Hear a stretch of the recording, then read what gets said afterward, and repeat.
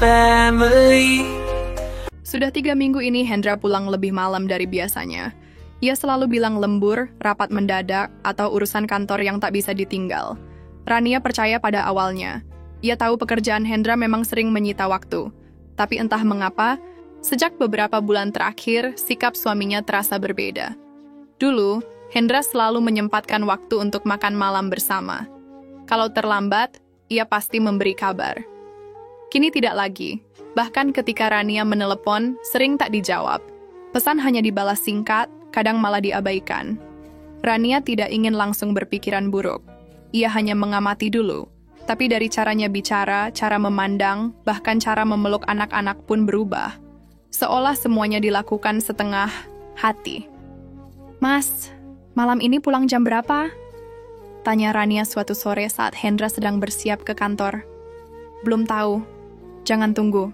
Makan aja duluan," jawab Hendra sambil mengenakan sepatu. Matanya tidak menatap istrinya. Rania diam.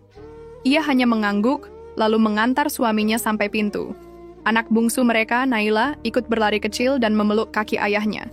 Hendra mengelus kepala anak itu, tapi cepat-cepat pergi. Tak seperti biasanya. Sepeninggal Hendra, Rania kembali ke dapur. Ia menyiapkan makan malam sambil berpikir. Sesekali ia menatap ponselnya, berharap ada pesan masuk, tapi tidak ada. Malam itu, Rania duduk sendiri di ruang makan. 3 anaknya makan sambil bercanda. Rania tersenyum kecil, tapi dalam hati ia merasa kosong. Ia tahu ada sesuatu yang berubah dalam rumah ini, dan perubahannya membuatnya gelisah. Beberapa hari kemudian, saat mencuci baju, Rania menemukan secarik kertas kecil di saku celana Hendra. Isinya tulisan tangan seorang perempuan, nama dan nomor ponsel. Tidak ada keterangan lain. Tapi tulisan itu tidak asing. Rania pernah melihatnya di satu kotak kado kecil yang sempat ia temukan di bagasi mobil suaminya minggu lalu. Saat itu Hendra bilang itu hadiah dari kantor untuk klien. Rania menyimpan kertas itu di dompetnya. Ia tidak langsung menanyakan. Ia memilih mengamati lagi. Malam itu Hendra pulang lebih larut dari biasanya. Bahkan setelah anak-anak tidur, wajahnya lelah, tapi tidak seperti orang yang baru selesai kerja. "Mas, kamu dari mana?" tanya Rania perlahan. "Lembur. Banyak laporan akhir bulan," jawabnya singkat, lalu menuju kamar mandi. Rania tidak menanggapi. Ia hanya menatap punggung suaminya yang semakin terasa jauh, hari berganti. Pagi itu, Rania sedang memandikan anak ketika ponsel Hendra berbunyi di atas meja. Ia melihat nama yang muncul di layar. Sayang, tangan Rania gemetar. Ia tak menyentuh ponsel itu, hanya memandanginya cukup lama. Saat Hendra keluar dari kamar mandi, ia melihat Rania menatap ponselnya. Ia buru-buru mengambil dan memasukkannya ke saku.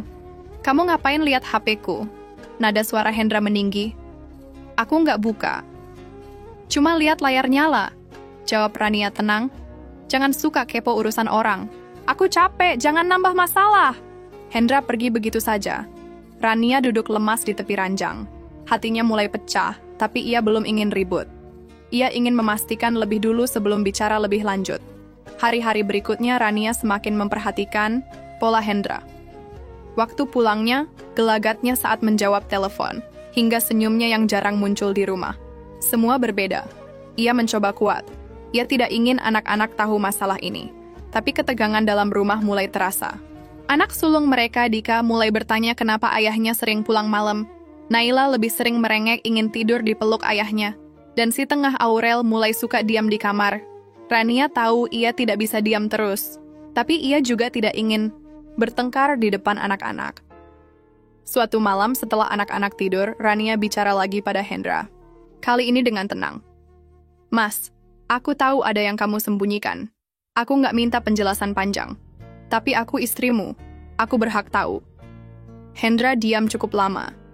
Lalu ia hanya berkata, "Aku capek. Kita bahas besok." Besoknya tidak ada pembahasan. Begitu juga lusa. Hingga pada akhirnya semua terjawab tanpa harus Rania pancing. 3 hari kemudian, Hendra membawa seorang wanita ke rumah. Wanita itu berdandan rapi, berbaju sopan, dan terlihat sangat percaya diri. Mereka duduk di ruang tamu, di hadapan Rania yang masih bingung. Aku mau nikah siri dengan dia. Aku harap kamu bisa terima. Anak-anak tetap tanggung jawabku, kata Hendra tenang. Rania tidak marah. Ia berdiri, menatap suaminya dan wanita itu. Kalau kalian mau nikah, nikah saja. Silakan kamu keluar dari rumahku, Mas. Anak-anak biar aku yang urus. Hendra terdiam. Wanita itu hanya tersenyum tipis. Malam itu Hendra pergi dari rumah, tanpa pamit pada anak-anak, tanpa penjelasan lebih lanjut. Dan Rania tahu, semuanya sudah berubah. Malam itu setelah Hendra pergi bersama wanita itu, rumah terasa sangat sepi. Anak-anak sudah tidur, tapi Rania tidak bisa memejamkan mata. Ia duduk di ujung tempat tidur sambil memandangi dompet yang berisi kertas kecil dari saku celana Hendra beberapa hari lalu. Ia belum tahu harus bagaimana menghadapi hari esok. Yang jelas, ia tidak akan menyerah. Pagi harinya Rania bangun lebih awal dari biasanya. Ia menyiapkan sarapan untuk anak-anak dan memastikan semua keperluan sekolah lengkap. Ia tahu, mulai sekarang ia harus memegang semuanya sendiri. Tidak ada lagi yang bisa ia andalkan selain dirinya sendiri. Bu, ayah mana? Tanya Dika, anak sulungnya, saat akan berangkat sekolah. Pergi keluar kota. Ada urusan kerja, jawab Rania singkat. Anak-anak tidak bertanya lebih lanjut. Mereka hanya mengangguk, lalu mencium tangan ibunya seperti biasa. Setelah mereka berangkat sekolah, Rania duduk di ruang tamu, tempat terakhir Hendra dan wanita itu duduk malam sebelumnya. Di situ, semuanya pecah. Di situ juga, untuk pertama kalinya, Rania benar-benar merasa ditinggalkan. Siang harinya, Rania memberanikan diri menghubungi mertuanya. Bukan untuk mengadu, tapi untuk memberitahu bahwa Hendra tidak pulang. Ia tidak ingin mereka tahu dari orang lain. Bu Erna, ibu Hendra, terdengar kaget di telepon. Ia tidak tahu apa-apa soal wanita itu. Justru dia merasa heran karena Hendra memang jarang pulang ke rumah orang tuanya akhir-akhir ini. Rania tidak menjelaskan terlalu banyak, hanya bilang Hendra sedang butuh waktu. Kalau butuh bantuan, bilang, "Ya, Ran," kata mertuanya di ujung telepon. "Terima kasih, Bu. Doakan saja semuanya baik-baik," jawab Rania pelan. Hari-hari berikutnya berjalan berat. Rania harus bangun lebih pagi, menyiapkan 3 anak sekolah, bekerja sebagai penjual kue keliling, lalu pulang siang untuk membereskan rumah dan memasak. Ia tidak punya waktu untuk menangis atau termenung lama-lama. Semua harus dilakukan sendiri. Ia tidak ingin anak-anak merasa kehilangan. Beberapa tetangga mulai bertanya. Mereka melihat Hendra tidak pernah lagi pulang. Ada juga yang bertanya langsung, apakah mereka sudah pisah? Rania hanya menjawab, sedang ada masalah sedikit, mohon doanya. Rania menyadari, hidup di lingkungan padat seperti ini, semua hal cepat menyebar. Ia harus hati-hati bicara. Ia tidak mau anak-anaknya dijadikan bahan gunjingan. Sore itu, saat sedang mencuci piring, sebuah pesan masuk ke ponselnya. Nomor tidak dikenal. Isinya foto Hendra dan wanita yang datang malam itu, sedang makan di sebuah restoran. Keterangan di bawahnya tertulis, pilihannya sudah jelas. Kamu buang saja dia, Bu. Rania menatap layar ponsel cukup lama. Ia tidak tahu siapa pengirimnya, tapi ia tidak terkejut. Hatinya sudah kebal. Ia tidak lagi menunggu penjelasan. Yang ia pikirkan hanya bagaimana bisa tetap waras dan kuat demi anak-anak. Malamnya, Rania mendapati Aurel, anak tengahnya, menangis. Di kamar, ia bertanya apakah ada yang mengganggu. Teman di sekolah bilang, ayah punya istri baru, kata Aurel pelan. Rania memeluk anaknya erat-erat. Ia tak langsung menjawab. Setelah beberapa saat, ia hanya berkata, ayah sedang bingung, tapi kamu nggak perlu takut. Ibu selalu di sini. Aurel mengangguk dalam pelukan. Rania menatap langit-langit kamar sambil menahan napas panjang. Ia mulai sadar masalah ini tidak bisa ditutup-tutupi terus. Cepat atau lambat, anak-anak akan tahu. Beberapa hari kemudian, Hendra mengirim pesan singkat. Isinya hanya 1 kalimat. Kamu baik-baik aja kan? Rania tidak membalas. Bukan karena benci, tapi karena tidak tahu harus menulis apa. Kalimat seperti itu seharusnya keluar dari mulut suami yang masih peduli. Tapi rasanya sudah tidak cocok lagi dengan keadaan mereka sekarang. 1 minggu berlalu. Hendra tidak pernah datang, tidak juga menelpon anak-anak. Rania mulai berpikir untuk mengurus semua kebutuhan rumah tangga sendiri. Ia mengajukan permohonan kerja paruh waktu di toko alat tulis milik tetangganya. Ia tahu, hasil berjualan kue tidak akan cukup lama-lama. Dalam kesibukannya itu, Rania mulai menemukan ketenangan baru. Ia jadi lebih dekat dengan anak-anak. Mereka sering bercerita tentang sekolah, membantu cuci piring, bahkan ikut membuat kue. Rumah tetap hidup meskipun kehilangan sosok kepala keluarga. Namun, malam-malam tetap menjadi waktu yang paling sulit. Di saat semua tertidur, Rania baru bisa duduk dan menghadapi kenyataan. Ia kadang masih memandangi foto keluarga yang digantung di dinding ruang tamu. Foto itu diambil saat liburan ke pantai 2 tahun lalu. Semua tampak bahagia. Tapi sekarang, semua berubah. Rania tidak tahu apakah Hendra akan kembali. Ia tidak berharap lagi. Tapi kalaupun suatu saat Hendra datang, ia sudah siap untuk bicara sebagai 2 orang dewasa yang pernah membangun rumah bersama. Tanpa marah, tanpa emosi. Hanya kenyataan yang perlu dijelaskan. Malam itu, sebelum tidur, Rania menulis di kertas, kecil dan menempelkannya di dinding kamarnya. Mulai hari ini, aku bukan istri yang menangisi suaminya. Aku adalah ibu yang berdiri sendiri, dan anak-anakku tetap punya masa depan. Ia lalu mematikan lampu. Dalam gelap, ia menutup mata perlahan. Untuk pertama kalinya, ia tertidur tanpa menunggu suara pintu dibuka. Hari itu cuaca mendung. Rania baru selesai menjemput Naila dari TK ketika suara motor berhenti di depan rumah. Ia pikir itu kurir atau tetangga, tapi ketika membuka pagar, jantungnya langsung berdegup lebih cepat. Hendra berdiri di sana dengan kemeja putih yang agak kusut dan wajah lelah. Di sampingnya, berdiri seorang perempuan yang tak asing lagi. Wanita yang pernah datang malam itu. Ia mengenakan kerudung pink muda. Wajahnya tenang, bahkan cenderung percaya diri. Rania langsung paham, ini bukan kunjungan biasa. Aku mau bicara, baik-baik, ucap Hendra datar. Rania tidak menjawab, ia mempersilahkan mereka masuk. Meski hatinya tidak tenang, ia tetap membuka pintu dan menyuruh Naila masuk ke kamar bersama Aurel dan Dika. Mereka duduk di ruang tamu. Hendra membuka pembicaraan tanpa basa-basi. Kami sudah serius. Aku mau menikahi dia secara siri. Tidak akan ganggu hak kau dan anak-anak. Aku tetap tanggung jawab.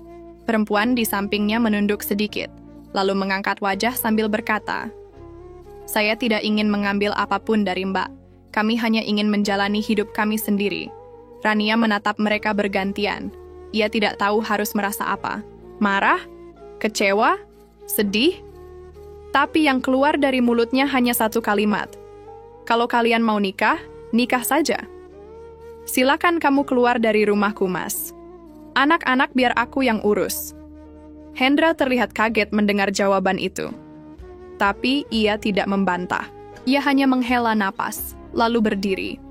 Aku akan ambil beberapa baju dan pindah. Biar nggak ganggu kamu. Rania mengangguk pelan. Silakan, tapi jangan datang ke sini seenaknya lagi. Rumah ini tempat anak-anak merasa tenang. Hendra masuk ke kamar, mengemasi beberapa potong baju dan barang pribadinya. Rania hanya duduk di sofa, menggenggam ponsel erat-erat. Ia tidak menangis. Ia hanya ingin semua ini cepat selesai. 15 menit kemudian Hendra keluar sambil membawa tas. Ia pamit sekilas, lalu pergi bersama wanita itu. Rania menutup pintu perlahan. Nafasnya berat, tapi matanya tetap kering. Malam itu anak-anak bertanya kemana ayah mereka pergi. Pindah dulu sementara. Ada urusan kerja di luar kota, jawab Rania. Dika menatap ibunya lama, seolah ingin menggali lebih dalam. Tapi ia memilih diam. Aurel menangis pelan di kamar. Naila belum begitu mengerti. Ia hanya bertanya kenapa ayah tidak membacakan cerita seperti biasa. Rania peluk anak-anak satu persatu. Ia tahu ini akan sulit. Tapi ia juga tahu bahwa anak-anak harus tetap merasa aman. Keesokan harinya, kabar kepergian Hendra mulai terdengar ke telinga tetangga. Ada yang bertanya, ada yang hanya diam tapi memperhatikan. Rania mencoba tetap ramah, meski dalam hati ia ingin menghindari semua pertanyaan. Bu Lilis, tetangga dekat yang sudah seperti kakak sendiri, datang membawa kue. Ran, kalau butuh bantuan, ngomong aja, Aku tahu ini berat, tapi kamu nggak sendiri. Rania tersenyum. Terima kasih, Bu. Saya masih berusaha kuat. Beberapa hari setelah kepergian Hendra, suasana rumah mulai terasa berbeda. Tidak ada lagi suara laki-laki di pagi hari, tidak ada lagi suara motor yang datang malam-malam. Tapi Rania mulai membiasakan diri. Ia mengganti posisi kursi, membersihkan lemari pakaian Hendra, dan mengatur ulang jadwal hariannya.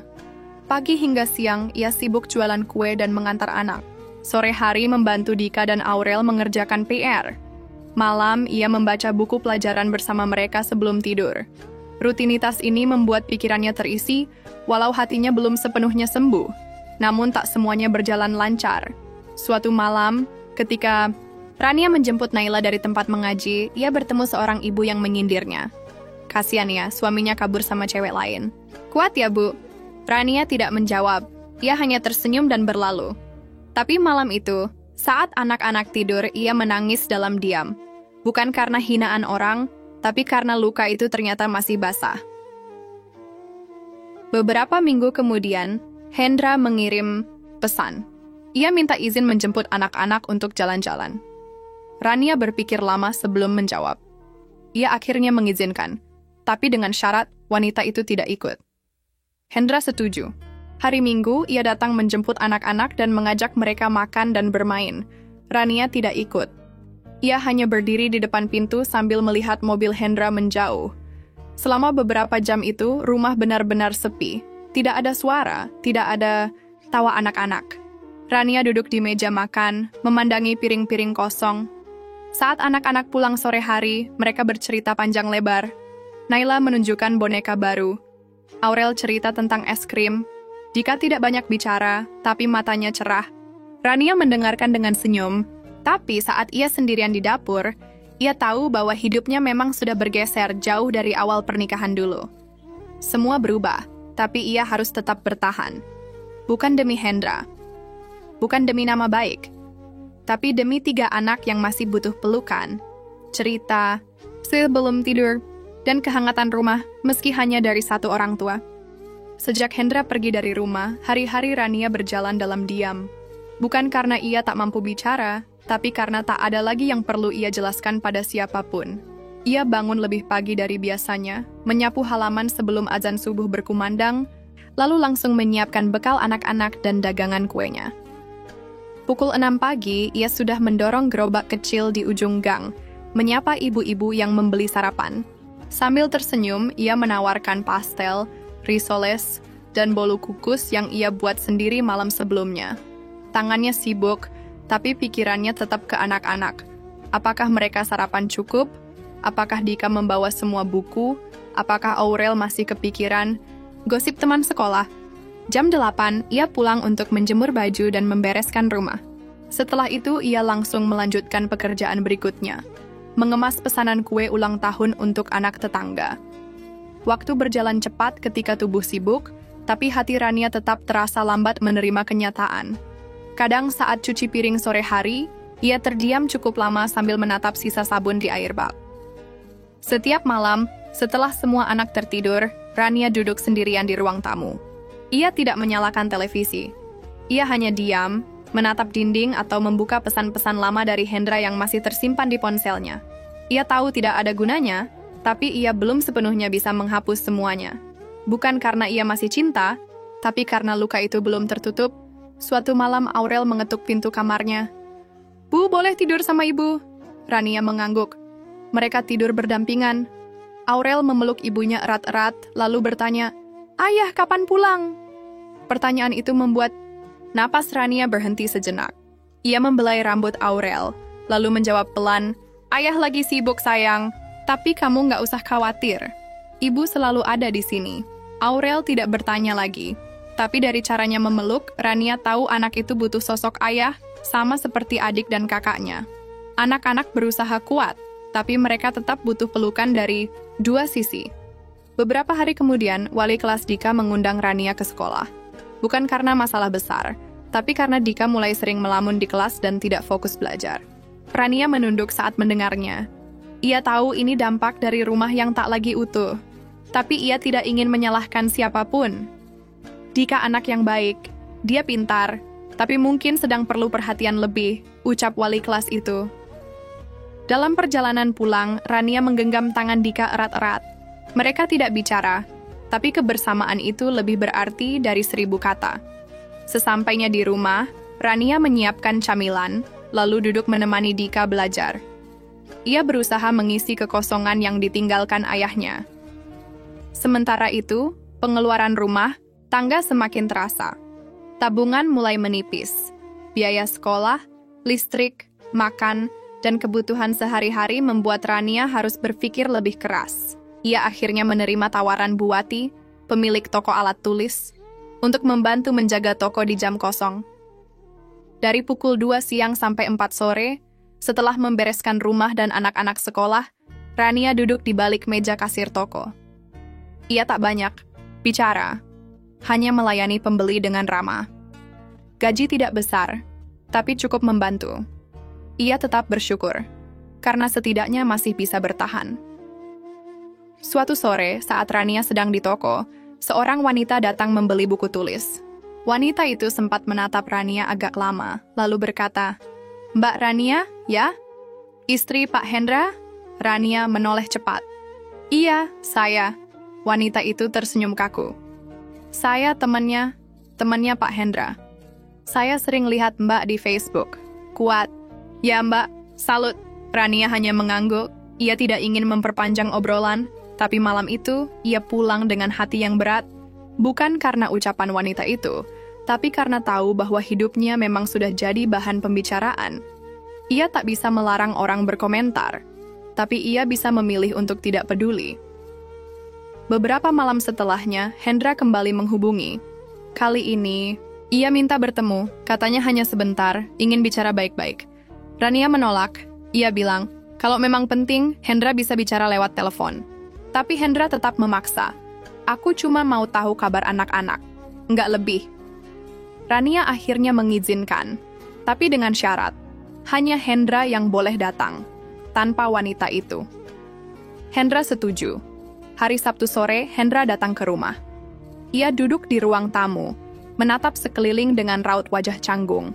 Anak-anak menyambutnya hangat. Naila langsung memeluk kaki ayahnya.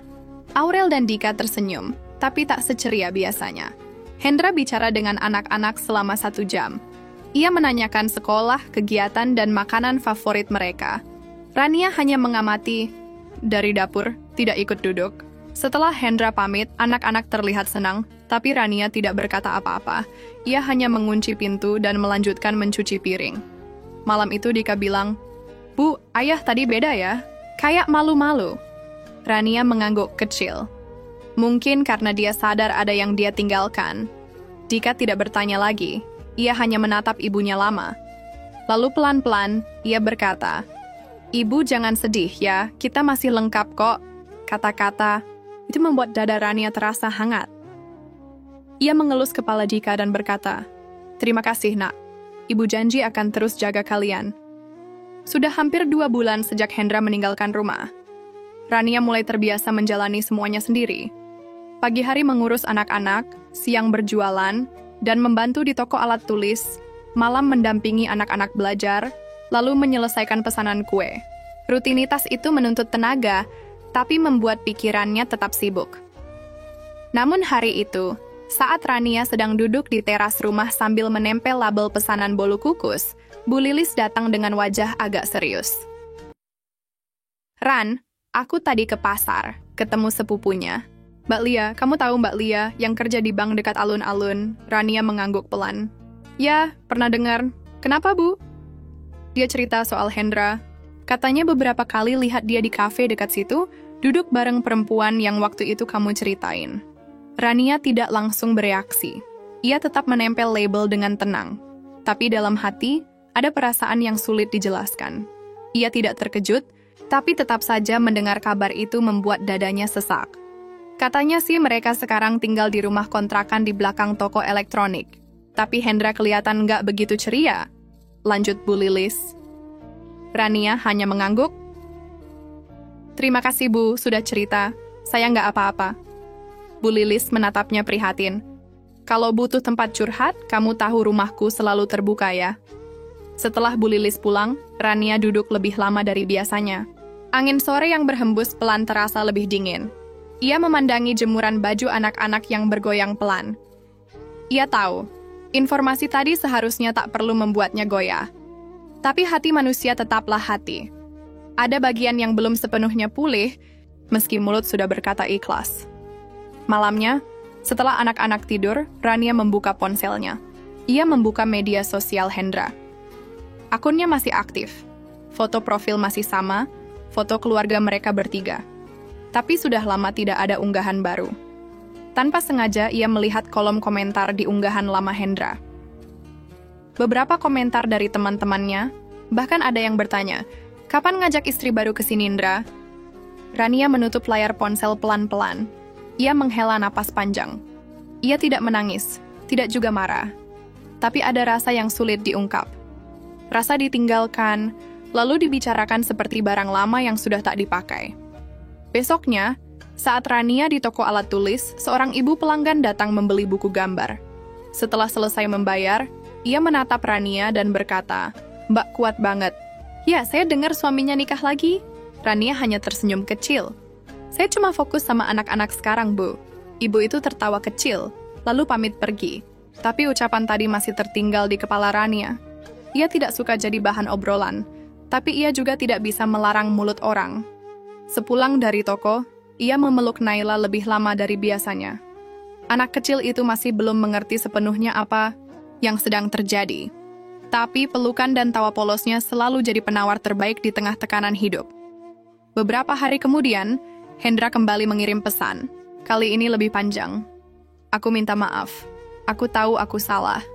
Tapi kadang aku juga bingung. Hidupku sekarang enggak seindah yang aku kira. Aku kangen anak-anak, kangen suasana rumah.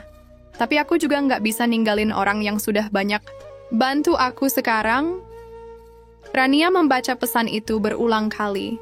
Ia tak langsung membalas.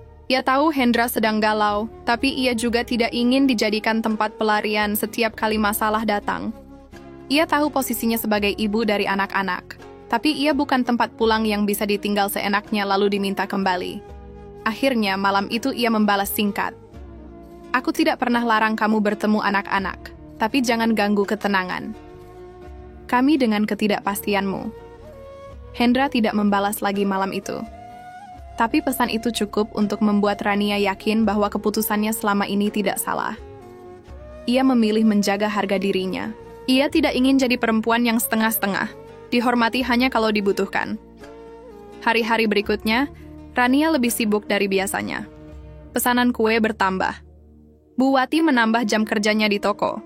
Rania mulai bisa menabung sedikit demi sedikit. Ia menyisihkan uang untuk pendidikan anak-anak dan mulai mencari informasi beasiswa sekolah untuk Dika yang akan masuk SMP tahun depan. Pada satu malam, saat Aurel menunjukkan hasil ulangan matematika yang bagus, Rania memeluknya sambil tersenyum. "Ibu bangga sekali. Kamu hebat." Aurel menjawab, "Aku mau jadi orang sukses, Bu. Biar nanti bisa bantu ibu dan adik-adik." Rania menahan air mata. Ia tahu perjuangannya tidak sia-sia. Anak-anaknya tumbuh kuat. Mereka belajar dari keadaan, bukan untuk membenci, tapi untuk menjadi lebih baik. Di tengah semua kesibukan itu, Rania menemukan dirinya berubah. Ia tidak lagi memikirkan masa lalu terlalu sering. Ia mulai belajar berdamai dengan kenyataan. Ia tahu mungkin luka itu tak akan benar-benar hilang. Tapi ia juga tahu hidup tak berhenti hanya karena seseorang memilih pergi. Sekarang, setiap kali bangun pagi, Rania tidak lagi menunggu pesan dari Hendra. Ia hanya menunggu suara ayam berkokok, tanda hari baru dimulai. Dan setiap malam, sebelum tidur, ia hanya memikirkan satu hal. Bagaimana esok bisa lebih baik dari hari ini? Hari itu hujan turun sejak pagi. Udara terasa lembab, dan aroma tanah basah masuk ke dalam rumah dari sela-sela jendela yang terbuka sedikit. Rania baru saja menjemur handuk di dapur ketika terdengar suara ketukan di pintu depan. Ia pikir kurir atau tetangga. Tapi begitu membuka pintu, tubuhnya seketika kaku. Hendra berdiri di sana. Bajunya basah oleh rintik hujan, rambutnya acak-acakan, wajahnya terlihat lelah dan berbeda dari biasanya. Ia tidak membawa tas atau barang apapun. Hanya berdiri dengan tangan di saku dan tatapan bingung. "Hujan," katanya pelan. Rania tetap diam. Ia tidak tahu harus menjawab apa. Hatinya bergetar, tapi ia menahan diri. Beberapa detik kemudian, ia mundur dan mempersilakan masuk tanpa banyak kata. Hendra melangkah masuk. Ia duduk di kursi kayu di ruang tamu. Masih diam, hanya mengusap wajah dengan tangan yang dingin. "Aku nggak kemana-mana hari ini. Nggak ada tujuan. Aku cuma pengen kesini," ucapnya perlahan. Rania menarik napas. "Panjang, jadi ia duduk di kursi seberang, menjaga jarak. Kenapa kesini?" Hendra menunduk. "Aku kangen anak-anak. Aku kangen rumah ini. Aku merasa capek." Rania menatap wajahnya. Hendra terlihat jauh berbeda dari saat terakhir mereka bertemu. Tidak ada lagi senyum percaya diri. Yang tersisa hanya sorot mata kosong dan tubuh yang tak terawat. "Perempuan itu?" tanya Rania. "Datar." Hendra menggeleng pelan. "Kami bertengkar. Dia pergi. Aku sendiri sekarang." Rania tidak menunjukkan reaksi. Ia sudah cukup belajar menata ekspresi. "Jadi kamu kesini karena dia pergi?" Hendra menatap Rania dengan mata memerah. "Bukan cuma karena itu. Aku sadar. Selama ini aku cari yang enak, bukan yang benar. Aku tinggalin kamu dan anak-anak, dan sekarang aku nggak punya siapa-siapa." Ucapan itu membuat ruang tamu hening. Hanya suara hujan yang masih menetes pelan di luar. Rania menunduk. Bukan karena terharu, tapi karena harus berpikir jernih. "Anak-anak di kamar, mereka belum tahu kamu datang," katanya sambil berdiri. "Kalau kamu cuma ingin numpang berteduh, silakan. Tapi kalau datang untuk minta semuanya kembali seperti dulu, aku belum bisa jawab sekarang." Hendra tidak memaksa. Ia hanya mengangguk. Pelan Rania masuk ke dapur, membuat teh hangat. Saat kembali ke ruang tamu, Hendra masih duduk di tempat yang sama, dengan kepala menunduk. Ia menyodorkan teh tanpa bicara.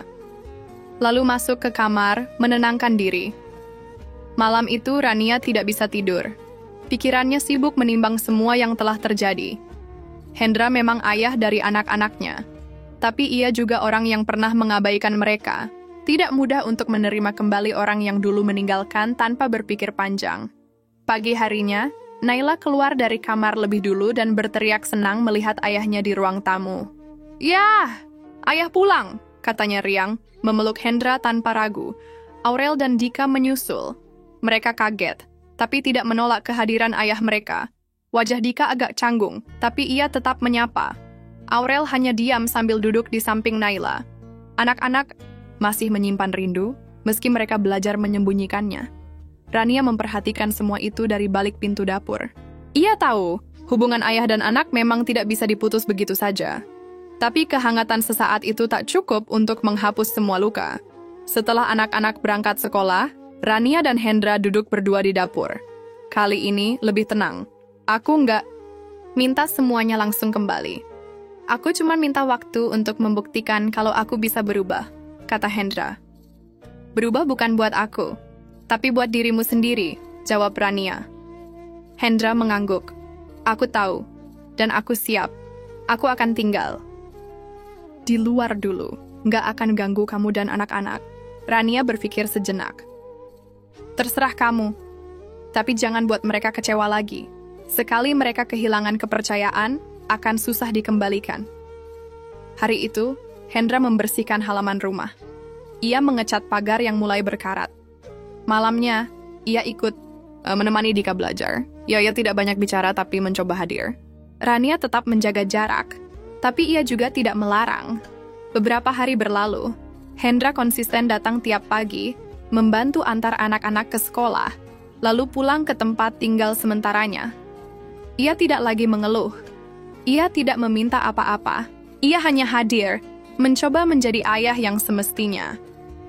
Perubahan itu perlahan mulai terasa. Dika mulai lebih terbuka. Aurel tersenyum lebih sering. Naila semakin lengket. Tapi Rania tetap waspada. Ia tahu, perubahan tidak cukup dinilai dalam hitungan hari. Ia butuh waktu, butuh pembuktian. Minggu sore, Hendra duduk di halaman sambil memotong rumput. Rania datang membawakan teh hangat. Kalau memang serius ingin kembali, buktikan. Tapi jangan pakai kata-kata lagi. Aku sudah cukup dengan janji. Sekarang aku cuma percaya sama tindakan.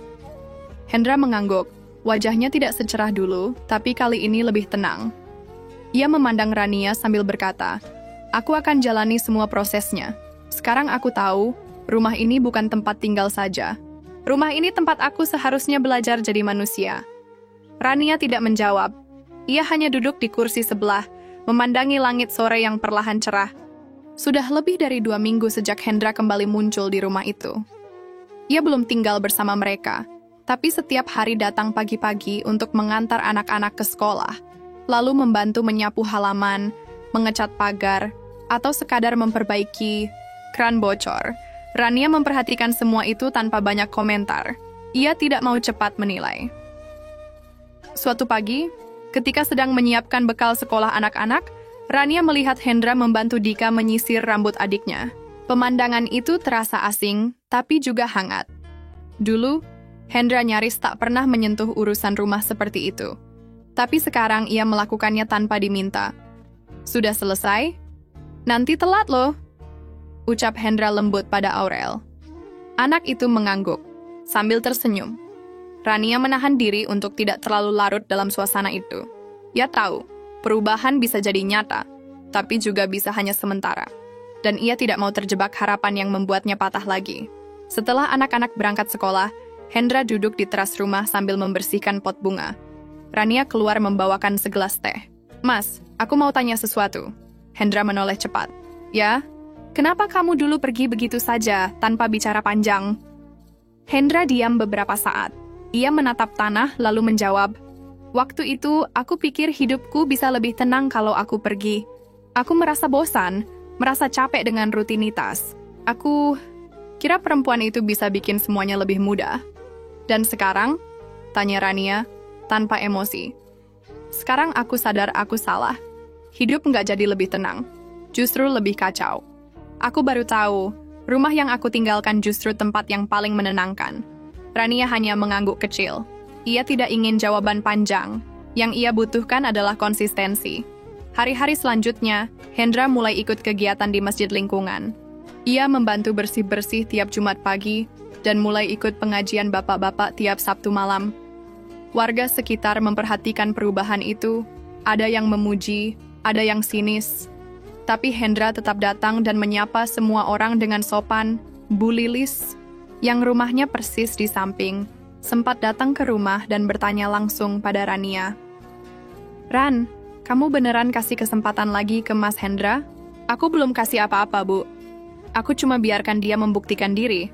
Aku nggak mau ambil keputusan karena kasihan atau tekanan. Aku cuma lihat sejauh mana dia bisa bertahan." Jawaban itu membuat Bu Lilis mengangguk paham. Satu sore, saat hujan turun ringan, Rania menemukan sebuah amplop kecil di depan pintu. Isinya uang tunai dan secarik kertas bertuliskan, "Ini buat bantu biaya sekolah anak-anak. Aku belum bisa banyak, tapi akan aku usahakan."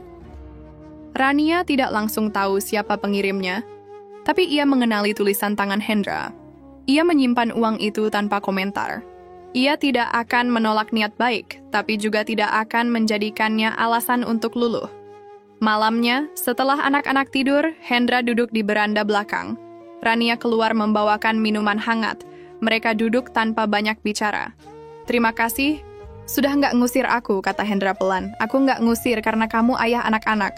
Tapi jangan harap semuanya langsung kembali seperti dulu." "Aku ngerti," jawab Hendra singkat. Hari demi hari, Rania mulai melihat hal-hal kecil yang dulu tidak pernah ia dapat dari Hendra. Ia mulai terbiasa melihat suaminya mencuci piring, setelah makan, membetulkan genteng bocor, bahkan menyempatkan datang ke acara kelas Dika. Tapi meski semua itu baik, Rania tetap menahan diri untuk tidak berharap lebih dulu. Satu sore, Rania mengajak anak-anak jalan-jalan ke taman kota. Tanpa diminta, Hendra ikut menyusul.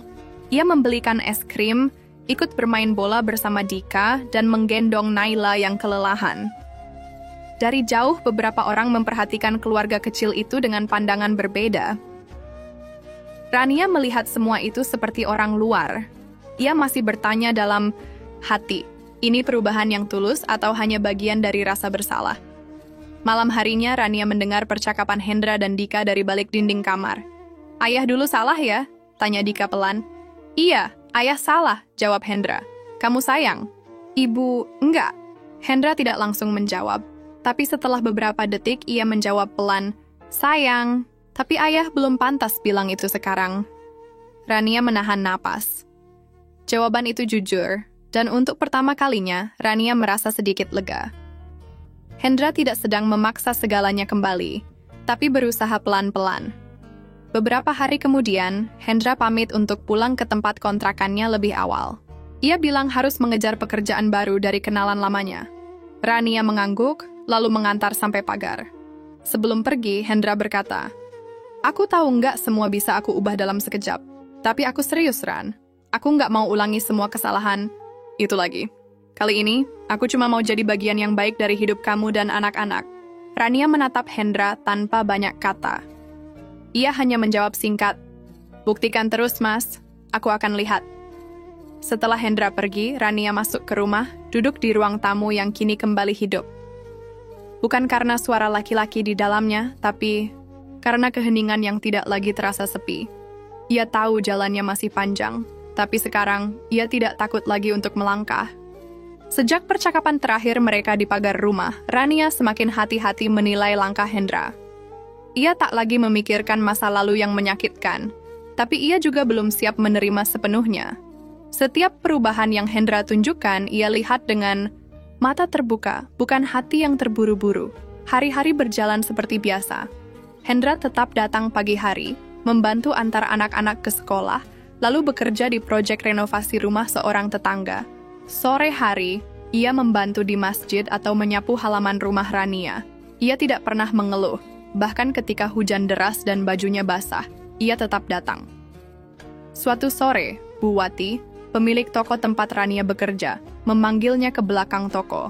"Ran, aku dengar Mas Hendra sekarang sering bantu di masjid, ya?" tanyanya sambil merapikan nota.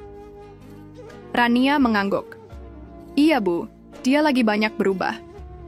"Bagus kalau begitu, tapi kamu hati-hati. Kadang orang berubah karena terdesak, bukan karena sadar." Rania tidak menjawab cepat. Ia tahu Bu Wati tidak bermaksud buruk. Tapi di satu sisi, ia juga tak ingin semua niat baik Hendra langsung dicurigai. "Saya nggak buru-buru percaya, Bu. Tapi saya juga nggak mau terus menutup pintu," jawab Rania. Sore itu, saat pulang ke rumah, Rania mendapati Hendra sedang mengajari Dika memperbaiki sepeda yang rantainya lepas. Naila duduk di samping mereka sambil menggambar. Aurel di dapur membantu Rania mencuci beras. "Ayah hebat ya, Bu," kata Aurel tanpa diminta. Sekarang sering bantu, Rania hanya tersenyum.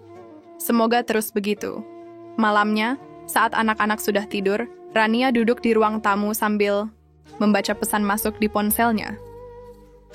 Ada pesan dari seorang nomor tak dikenal. "Hati-hati, Mbak. Jangan gampang percaya sama orang yang pernah ninggalin. Beberapa orang cuma datang karena kepepet." Rania tidak membalas. Ia hapus pesan itu, lalu meletakkan ponselnya. Tapi dalam hati, kata-kata itu menancap. Ia tidak tahu siapa pengirimnya. Bisa jadi orang yang mengenal Hendra, bisa juga hanya iseng, tapi pesannya mengguncang pikirannya. Pagi harinya, Hendra datang seperti biasa. Ia membawa kantong berisi bahan makanan, beras, telur, dan minyak goreng. "Ini dari sisa gaji kemarin. Aku pikir bisa bantu sedikit," katanya sambil meletakkannya. Di dapur Rania mengucapkan terima kasih, tapi wajahnya tidak setenang biasanya. Ia merasa perlu tahu, seberapa jujur sebenarnya niat Hendra. "Mas, aku mau tanya." Hendra menoleh. "Apa? Kalau aku nggak pernah bukain pintu waktu kamu pulang dulu, kamu akan datang terus, atau berhenti?" Hendra diam beberapa saat, lalu menjawab, "Aku nggak tahu. Mungkin awalnya cuma niat lihat anak-anak. Tapi setelah lihat rumah ini, kamu, mereka, aku sadar aku rindu semua ini." Rania menatap mata Hendra. "Kalau perempuan itu datang lagi, kamu akan pergi?" Hendra menggeleng cepat. "Aku udah selesai sama dia. Aku nggak mau salah 2 kali." Jawaban itu jelas. Tapi hati Rania tetap waspada. Hari itu berlalu biasa. Tapi malamnya, saat Rania mengecek ponselnya, ada pesan lagi dari nomor tak dikenal. Perempuan itu belum nikah lagi, masih sering tanya, "Soal Hendra, waspadalah." Kali ini Rania tidak menghapus pesan itu. Ia simpan, lalu tidur tanpa berkata apa-apa. Keesokan harinya saat Hendra datang, Rania menunjukkan pesan itu. "Kamu tahu siapa ini?" Hendra membaca cepat, wajahnya berubah tegang. "Aku nggak tahu siapa yang kirim. Tapi memang dia sempat kirim pesan ke aku beberapa hari lalu. Aku nggak jawab. Kenapa nggak cerita ke aku? Aku takut kamu salah paham. Aku benar-benar nggak mau ganggu suasana yang udah tenang sekarang." Rania mengangguk. Ia tidak marah. Tapi ia kecewa karena Hendra masih menyembunyikan sesuatu. "Mas, kalau kamu mau dipercaya, mulai dari sekarang jangan sembunyikan apapun. Kecil atau besar, aku harus tahu." "Iya, Ran, maaf. Aku salah." Beberapa hari setelah itu, Hendra tetap datang seperti biasa. Tapi suasana berubah sedikit canggung. Rania lebih banyak diam. Ia tidak lagi sering mengajak bicara. Ia ingin memberi ruang untuk berpikir.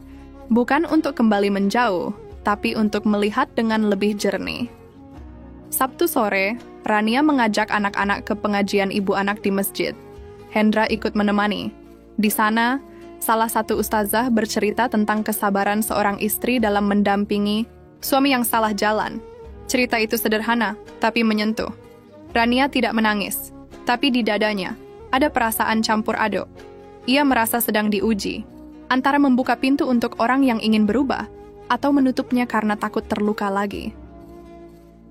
Sepulang dari masjid, di dalam perjalanan Aurel bertanya pelan, "Bu, ayah akan tinggal sama kita lagi ya?" Rania diam sejenak, lalu menjawab, "Kalau ayah terus jadi orang yang baik, mungkin suatu hari nanti, tapi semua butuh waktu." Anak itu mengangguk. Ia tidak bertanya lagi. Malam itu, sebelum tidur, Rania duduk di tepi ranjang. Ia menatap dinding kosong kamar. Banyak pikiran yang berputar di kepala. Tapi satu hal yang pasti, ia ingin jadi ibu yang kuat, bukan istri yang mudah percaya. Jika Hendra ingin pulih, ia harus membuktikan lebih dari sekadar hadir. Ia harus jujur, konsisten, dan siap menghadapi masa lalu tanpa lari. Waktu berjalan cepat. Tak terasa, sudah lebih dari sebulan sejak Hendra kembali menunjukkan dirinya di rumah. Perubahannya perlahan mulai terasa dalam kehidupan sehari-hari. Ia sudah tak lagi hanya datang untuk mengantar anak-anak, tapi juga rutin membantu Rania memasak, membersihkan rumah, bahkan ikut mengurus pesanan kue. Namun meski kehadirannya semakin kuat, Rania belum memutuskan apapun. Hatinya masih menimbang. Setiap langkah Hendra ia perhatikan. Bukan untuk mencari kesalahan, tetapi untuk memastikan semua itu benar dan bukan kepura-puraan. Suatu pagi, Hendra meminta izin untuk ikut pengajian keluar kota bersama jamaah masjid. Rania menoleh dan menatapnya. "Berapa lama?" 2 hari 1 malam. Di pondok pesantren di daerah Garut. Fokusnya tentang keluarga dan taubat. Rania mengangguk. "Kalau memang niatnya baik, silakan. Anak-anak akan kangen, tapi aku bisa jelaskan." Hendra tersenyum lega. "Terima kasih, Ran. Aku butuh ini."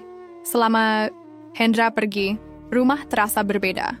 Anak-anak sempat bertanya-tanya, terutama Naila yang merengek, karena tak ada yang membacakan cerita sebelum tidur. Rania mencoba menggantikan peran itu, meski lelah. Ia sadar, selama ini Hendra mulai mengambil peran penting dalam keseharian mereka. Itu membuat Rania sedikit lega, tapi sekaligus takut. 2 hari kemudian, Hendra pulang dengan wajah yang lebih segar dan tenang. Ia membawa oleh-oleh kecil untuk anak-anak dan selembar catatan yang ia tulis selama pengajian. "Boleh aku bacakan?" tanya Hendra malam itu. Rania mengangguk. Mereka duduk berdua di ruang tamu, sementara anak-anak sudah tidur di kamar. Hendra membuka lipatan kertas dan mulai membaca. Suaranya tenang. "Aku datang bukan untuk menuntut kembali, tapi untuk meminta maaf. Aku sadar, semua yang aku cari di luar ternyata sudah lama ada di rumah ini. Di meja makan yang sederhana, di suara anak-anak, dan di diamnya istri yang tak pernah berhenti berjuang." Rania menunduk. Kata-kata itu sederhana, tapi terasa tulus. Tidak berlebihan, tapi menyentuh hati. "Aku ingin berubah, bukan supaya diterima kembali, Tapi karena aku tidak sanggup terus hidup sebagai lelaki yang gagal memimpin keluarganya. Jikapun aku tak diberi kesempatan, aku akan tetap berubah, karena aku ingin jadi contoh yang baik untuk anak-anakku. Selesai membaca, Hendra melipat kertas itu dan meletakkannya di meja. Rania tak langsung merespons. Ia hanya menatap lantai beberapa detik, lalu berkata pelan, "Kalau kamu memang serius, kamu harus mulai dari dasar. Bukan hanya dengan kata-kata, tapi sikap." "Aku paham," jawab Hendra singkat. Hari-hari berikutnya, Hendra mulai rutin ikut salat subuh di masjid. Ia juga membantu guru ngaji anak-anak untuk mengantar dan menjemput santri. Warga sekitar mulai memperhatikan. Beberapa ada yang menyindir diam-diam, menganggap Hendra hanya sedang berakting demi diterima kembali. Tapi Rania tahu, yang tahu isi hati hanya Allah. Ia tidak mau terpengaruh ucapan orang. Satu hari, kepala sekolah Dika memanggil Rania untuk rapat wali murid. Saat datang, ia kaget melihat Hendra sudah di sana lebih dulu, duduk di bangku belakang. Ia menyapa Rania dengan tenang. "Aku minta izin langsung ke Dika tadi pagi. Katanya boleh aku ikut." Rania mengangguk. Sepulang dari sekolah, mereka duduk berdua di warung kecil pinggir jalan. Sambil minum teh, Rania berkata, "Kalau kamu terus seperti ini, mungkin suatu saat anak-anak akan percaya penuh lagi." Hendra menatapnya. "Kalau kamu sendiri?" Rania tak menjawab langsung. Ia menyuap sepotong gorengan, lalu berkata, "Aku masih perlu waktu, tapi aku sudah tidak menolak lagi. Hanya saja, jangan paksa aku buru-buru." Hendra mengangguk. "Aku tunggu, sampai kapanpun." Malam itu, saat Rania menyiapkan cucian, Dika datang mendekat. "Bu, ayah sekarang udah beda, ya?" Rania menoleh. "Iya, kamu senang?" Dika mengangguk. "Senang. Tapi aku juga takut, Bu. Kalau nanti ayah pergi lagi gimana?" Rania memeluk anaknya. "Ibu juga punya rasa takut yang sama. Tapi kita berdoa saja, ya, supaya ayah benar-benar berubah." Malam itu, untuk pertama kalinya sejak kepulangan Hendra, Rania menyimpan kembali foto keluarga yang dulu sempat ia turunkan dari dinding. Ia tidak menggantungnya, hanya meletakkannya di atas lemari. Baginya, ini bukan tentang kembali seperti dulu, tapi tentang membangun hal baru dari awal. Beberapa hari kemudian, Hendra ikut menyumbang dalam kegiatan sosial warga, membantu membagikan sembako.